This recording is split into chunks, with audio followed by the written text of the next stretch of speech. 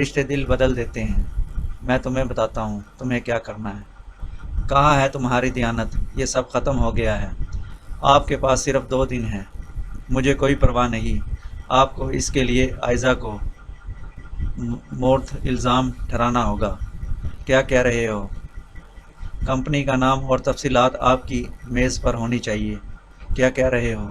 میں سمجھا نہیں۔ چھوٹی یہاں ہے۔ سارا کی جان کو خطرہ ہے۔ عائزہ کی گاڑی کو شدید حادثہ پیش آیا۔ یہ بہت اچھی خبر ہے۔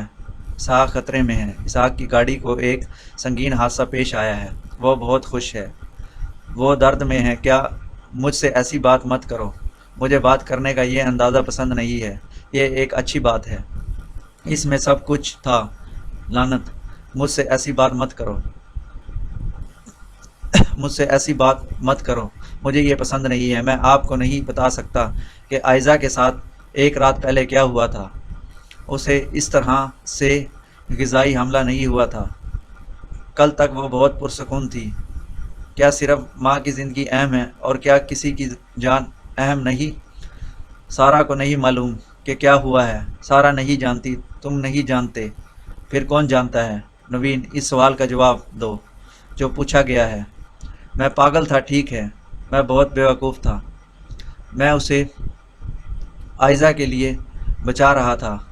اب وہ مصیبت میں ہے کیونکہ وہ سائیگہ کی بات نہیں سنتی۔ وہ عائزہ کے نام سے خوش ہے۔ وہ خوش ہے کہ وہ عائزہ کو کس طرح تکلیف دے رہی ہے۔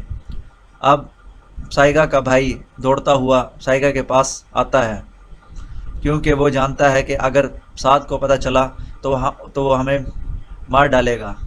تو وہ اپنی بہن کو بتاتا ہے کہ عائزہ کا حادثہ ہوا ہے۔ لہٰذا میں نے سوچا کہ اگر میں کار حادثے میں مر جاتا ہوں تو کوئی مجھے الزام نہیں دے گا۔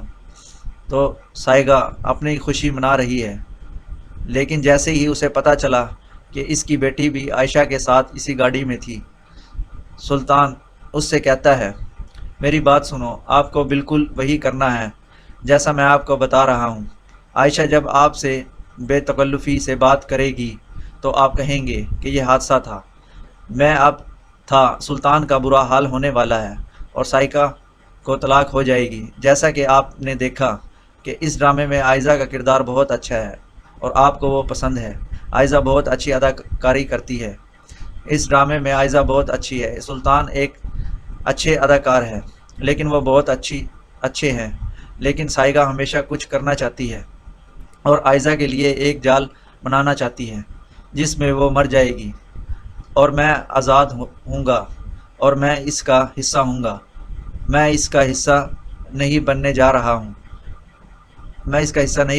اب سارا اظہر کے جال میں آ گئی۔ وہ وہی ہے جس نے اپنی ماں اور چچا کو نقصان پہنچایا۔ دوسری طرف بیٹا ہوش میں نہیں ہے۔ وہ ماریا سے شادی کرتا ہے اور اسے گھر لے آتا ہے، لیکن یہاں جنازہ پڑا ہے۔ ماریا اور عماد جیسے ہی گھر آتے ہیں، جنازے کو دیکھ کر پوچھتے ہیں کہ یہاں کیا ہو رہا ہے۔ اب نورین نے اظہر کو سب کچھ بتا دیا۔ تم نے سلطان کے ساتھ کیا کیا ہے؟ سلطان ناراض ہو جاتا ہے اور نورین کو چپ کرانے کی کوشش کرتا ہے اور کہتا ہے، نورین تم کچھ نہیں کہو گی، مجھے شرمندہ مت کرو۔ نورین کہتی ہے کہ میں تم سے اور اماں کا وعدہ ہمیشہ نبھاؤں گی، اور اب اماں نے بھی شادی کر لی ہے، اسی لیے عائشہ اچھی ماں ہے اور تم بری ہو۔ اسی لیے میں اپنے حقوق پر بولوں گی اور اپنی ماں کے حقوق پر ضرور بولوں گی، اور تم نے مجھے یہ حادثہ بھی نہیں ہونے دیا۔ میں نے تمہاری اور میری ماں کی ساری باتیں سنی ہیں۔ تم ہمیشہ کیا چاہتی ہو؟ میں چاہتی ہوں، اور ہم خاموش بیٹھے ہیں، ایسے ہی بیٹھے ہیں۔ تو اب ہمیں بھی غصہ آتا ہے اور ہم نے نورین کے منہ پر تھپڑ مارا اور کہا، چپ رہو، تمہاری زبان کتنی چلنے لگی ہے۔